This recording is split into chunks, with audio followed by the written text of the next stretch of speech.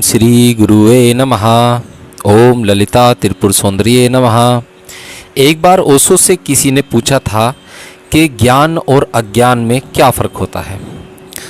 तो ओशो ने कहा था कि जो ज्ञानी नहीं है, यानी कि जिसे ज्ञान ही नहीं है, वो अमृत को भी अज्ञान में जहर बना सकता है। अमृत भी अज्ञान में जहर बन सकता है, क्योंकि जिसे ज्ञान ही नहीं है अमृत का, तो वो तो उसके लिए जहर के समान ही है। ज्ञानी जहर को भी अमृत बना लेता है। न तो अमृत में अमृत है और ना ही जहर में जहर है। ज्ञान या अज्ञान पर सब निर्भर करता है। जो जानते हैं उनके लिए कारागृह भी मुक्त आकाश है, और जो नहीं जानते उनके लिए मुक्त आकाश भी कारागृह है, जेल है। तुम कहाँ हो यह सवाल नहीं है, तुम क्या हो यही सवाल है। और तुम अगर अज्ञान से भरे हो तो घर बदल लेने से कुछ भी नहीं होगा। तुम जहाँ जाओगे तुम्हारा कारागृह तुम्हारे साथ ही रहेगा। तुम जेल की दीवारें तोड़कर भाग न सकोगे, क्योंकि दीवारें बाहर नहीं हैं। तुम इस जेल से निकल जाओ, देर नहीं लगेगी कि तुम दूसरी जेल में प्रवेश कर जाओगे। तुम क्षण भर प्रतीक्षा भी न करोगे, बिना कारागृह के तुम रह भी न पाओगे। इसलिए असली सवाल स्वतंत्रता उपलब्ध करना नहीं है। असली सवाल स्वतंत्र होने की क्षमता उपलब्ध करना है, जो कि बड़ी दूसरी बात है। स्वतंत्र होना तो बाहरी घटना है कि तुम्हारे हाथों में जंजीरें नहीं हैं, लेकिन अगर भीतर तुम परतंत्र होने के आदी हो तो तुम कितनी देर जंजीरों से बचोगे। तुम नई जंजीरें बना लोगे, और अगर जंजीरें बनानी ही है तो पुरानी क्या बात है। धर्म और राजनीति का यही भेद है। राजनीति कहती है बंधन बाहर है, तोड़ डालो, तुम स्वतंत्र हो जाओगे। धर्म कहता है बंधन भीतर है, कितना ही तुम बाहर से तोड़ो तुम स्वतंत्र न होगे। परतंत्रता कुछ ऐसी है कि तुम उसे निर्मित करते हो। तुम बिना परतंत्रता के रह ही नहीं सकोगे। परतंत्रता से तुम्हारा रस है, इसलिए अगर एक तरफ से तुम किसी तरह दीवार तोड़ दोगे तो तुम दूसरी तरफ से दीवार बना लोगे। यह अगर समझ में आ जाए कि अमृत भी जहर बन सकता है, जहर भी अमृत तुम पर निर्भर है, तो जोशु के ये वचन समझ में आ जाएंगे, और जोशु का अंतर्विरोधों से भरा आचरण भी। बुद्ध ने स्वयं भी निरंतर बार बार कहा है, तुम मेरे पास आओ जरूर, पर मुझसे बंधना मत। और बुद्ध से बंधने की आकांक्षा इतनी प्रबल होती है कि उसे जीतना बहुत कठिन है। तुम साधारण व्यक्तियों से बंध जाते हो, जिनमें बंधने जैसा भी कुछ न था। तुम हथकड़ियाँ लोहे की बना लेते हो, जिसमें सिवाय बोझ ढोने के और कोई अर्थ नहीं है। बुद्ध जैसे व्यक्ति को पाकर तो तुम बांधना ही छोड़ोगे। हथकड़ियाँ सोने की हैं, हीरे जवाहरात से जुड़ी हैं। तुम किसी को भी अपना बंधन बना लेते हो, पत्नी है, पति है, बेटे हैं। बुद्ध को पाकर तुम कैसे बचोगे। तुम बुद्ध को अपना बड़े से बड़ा कारागृह बना लोगे। पत्नियों से पति मुक्त हो जाते हैं बड़ी आसानी से, पतियों से पत्नियां मुक्त हो जाती हैं बड़ी आसानी से, लेकिन बुद्धों से मुक्त होने में हजारों साल लग जाते हैं, और करोड़ों लोग तो कभी मुक्त नहीं हो पाते, बंधे ही रहते हैं। जिनको तुम धर्म कहते हो वो किसी लोगों की भीड़ है। कौन है हिंदू? वही जो अब तक राम और कृष्ण से मुक्त नहीं हो पाए हैं। कौन है जैन? जो महावीर से अभी तक छुटकारा नहीं पा सके। कौन है बौद्ध? बौद्ध का कारागृह है। सारे धर्म कारागृह बन गए हैं, इसलिए नहीं कि वे कारागृह थे, बल्कि इसलिए कि तुम आदमी ऐसे हो कि तुम जहां भी जाओगे वहां बंधन निर्मित करोगे।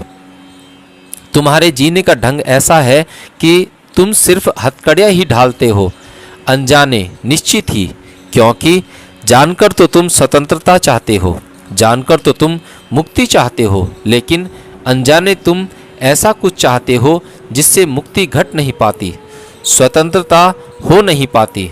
बुद्ध ने कहा है मेरे पास आना, लेकिन मुझसे बंध मत जाना।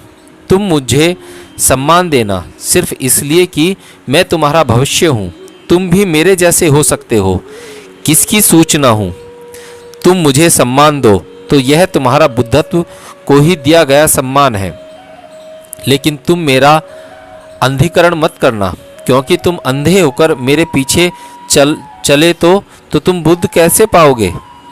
बुद्धत्व को खुली आंखें उपलब्ध होती हैं, बंद आंखें नहीं। और बुद्धत्व तो तभी उपलब्ध होता है जब तुम किसी के पीछे नहीं चलते, खुद के भीतर जाते हो। किसी के पीछे आना तो सदा बाहर जाना है, क्योंकि किसी के भी पीछे चलो, चाहे वह कोई भी हो, वह बाहर ही होगा। बुद्ध के पीछे चलो तो भी यात्रा बाहर होगी, महावीर के पीछे चलो तो भी यात्रा बाहर होगी। भीतर तुम कब जाओगे? भीतर तो तुम जाओगे तब जब तुम बाहर चलोगे ही नहीं, आखिर बंद करोगे और भीतर की तरफ चलोगे। भीतर तुम किसका अनुसरण करोगे? वहाँ तुम्हारे अतिरिक्त और कोई भी नहीं है। इसलिए आत्म अनुभव तो उसे होगा जो सभी अनुकरण से मुक्त होगा। तो बुद्ध कहते हैं, तुम सम्मान मुझे देना, लेकिन अंधी श्रद्धा नहीं। सम्मान तुम सिर्फ इसलिए देना कि मैं तुम्हारे भविष्य का इशारा हूँ। जैसे एक बीज पड़ा है और पास में एक वृक्ष उगा है, जो बीज में छिपा है वह वृक्ष में प्रकट हो गया है। यह बीज इस वृक्ष को सम्मान दे सकता है, क्योंकि यह वृक्ष खबर देता है कि मैं भी वृक्ष हो सकता हूँ। इस वृक्ष का धन्यवाद भी हो सकता है कि तूने मुझे जगाया, तूने मुझे ख्याल दिया कि क्या हो सकता है, तूने संभावनाओं के प्रति मुझे सचेत किया। मैं तो बंद अपने में पड़ा था, एक कंकड़ की तरह। मुझे तो पता ही न था कि मैं बीज हूँ, कंकड़ों की जमात में था। कंकड़ ही मैंने अपने को समझा था। तुझे देखकर मुझे खबर आई, चेत हुआ, मेरी नींद टूटी। मुझे लगा कि यह मैं भी हो सकता हूँ। तूने ही मुझे जगाया कि मैं भी बीज था और वृक्ष हो गया हूँ। आज तू बीज है, कभी तू वृक्ष हो सकता है। वृद्धों के प्रति जो हमारा समादर है, वह समादर उनके इस इशारे के लिए है, क्योंकि उन्होंने हमें हमारी संभावनाओं के प्रति सचेत किया। जो छिपा था उसे उघाड़ा, उसका हमें भी पता न था। उसकी खबर थी। जो हम हैं वह हमारा पूरा होना न था। हम और बहुत कुछ हो सकते हैं। बुद्धों को देखकर हमें उस बहुत कुछ होने का सपना पैदा होता है। वह आदर्श की एक झलक मिलती है, जैसे अंधेरे में बिजली कौंध गई हो और सामने रास्ता देख लिया हो। ऐसे बुद्ध की इस सन्निधि में, सत्संग में, उनकी झलक में हमें रास्ता दिखाई पड़ता। अनुग्रहित हैं हम। तो बुद्ध ने कहा है, अनुग्रह ठीक है, अंधा अनुग्रह ठीक नहीं। यह बहुत मुश्किल है। यह तो तुम अंधा अनुकरण कर सकते हो या अंध विरोध कर सकते हो। यह बिल्कुल आसान है। और बुद्धों के साथ लोग दो ही व्यवहार करते हैं, एक तो उनके अनुयायी होते हैं और एक उनके शत्रु। एक उनके पीछे चलते हैं आंख बंद करके और एक उनसे भागते हैं आंख बंद करके। दोनों अंधे हैं, दोनों समान हैं, उनमें कोई भेद नहीं है। तीसरा आदमी खोजना मुश्किल है और तीसरा वही आदमी बुद्ध को समझ पाता है। वह आदमी जोसू जैसा होगा। वह सुबह फूल भी चढ़ाएगा मंदिर में, बुद्ध के सिर भी छुएगा और दोपहर अपने शिष्यों से कहेगा कि ध्यान रखना, बुद्ध से सावधान रहना, और अगर मुंह में बुद्ध का नाम आ जाए तो कुल्ला करके मुंह साफ कर लेना। जोसू ने कहा है कि अगर ध्यान करते हुए बीच में बुद्ध दिखाई पड़ जाए तो उठकर तलवार दो टुकड़े कर देना, खड़े मत होने देना। बुद्ध को ध्यान से खड़े मत होने देना। इस जोसू जैसे आदमी खोजना मुश्किल है, जो बुद्ध के चरणों में सिर भी झुकाता है और जो यह भी कहता है कि बुद्ध को ध्यान में खड़े मत होने देना, तलवार उठाकर उसके टुकड़े कर देना।